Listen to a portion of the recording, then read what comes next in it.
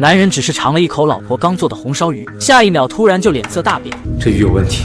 这鱼怎么了？可他顾不上解释，急忙让老婆拿去给农业局的范局长化验。老婆觉得他小题大做，说自己还有工作要做。可丈夫却说现在没有什么事比这件事更重要。听到丈夫说的那么严重，妻子只能抱着鱼直奔范局长办公室。可范局长并没有当回事儿，觉得一条鱼根本没什么好化验的，而且只吃了一口就能分辨出鱼有问题吗？局长以为是被戏耍了，于是准备了一桌子的红烧鱼来测试男人。尝口鱼就能尝出鱼的来路不明，还逼我去搞化验。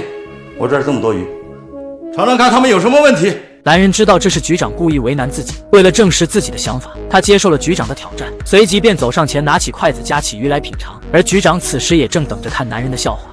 这是鲤鱼，准确的说叫风鲤。局长觉得第一条鱼最多也就是蒙对了，然而让他没想到的是，接下来男人几条鱼都尝对了，最重要的是鱼的年份以及养殖方式都能准确无误说出来。这个是鲶鱼，但肉质有些变化，应该是人工养殖。男人简直仿佛有食神附体，没有丝毫差错。局长仍不信服，觉得男人并不是尝出来，而是看了鱼的外观才认出来的。于是局长便找来了一块白布，让男人蒙上眼睛去尝鱼。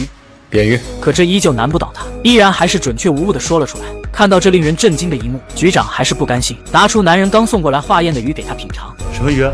你这鱼哪来的？局长这下算是彻底服了男人，随即便问道：“这到底是什么鱼？”食人鱼。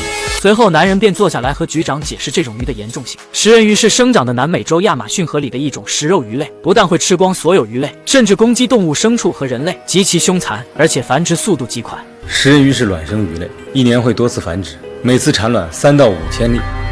它在48小时之内孵化成幼鱼，一年发育成熟。这条鱼的出现说明银珊瑚里很可能有食人鱼，而且很可能已经是成千上万条。这还不是最可怕的，最可怕的是暴雨和洪水马上就要到来，接下来的水库必定会开闸泄洪，这就会让水库里的食人鱼顺流而下。局长听后坐不住了，连忙把这个情况报告给上级领导，可领导却觉得这只是男人的猜测，目前还没有什么证据有食人鱼的存在，眼下最重要的还是开闸泄洪，避免暴雨和洪水带来的危害。最后领导们一致认为先调查清楚再说。为了让领导相信自己，男人决定亲自去湖里抓鱼。他们乘船抵达水库中心，却看到一只怪异的水牛静静浮在水面上。等他们靠近后，水牛突然翻身，它的一半身体已经被食人鱼啃食至几乎完全消失。为了找到湖里的食人鱼，他们往水里丢诱饵，想以此吸引其他鱼类过来。可等了半个小时，也没看到河里有鱼出现。由此男人可以断定，河里的其他鱼肯定都被食人鱼吃光了。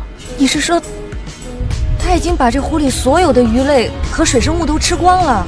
怪不得他们把刚才那头水牛给吃了，他们吃光了湖里所有的鱼，已经没有吃的了。殊不知此时危险正在朝他们逼近，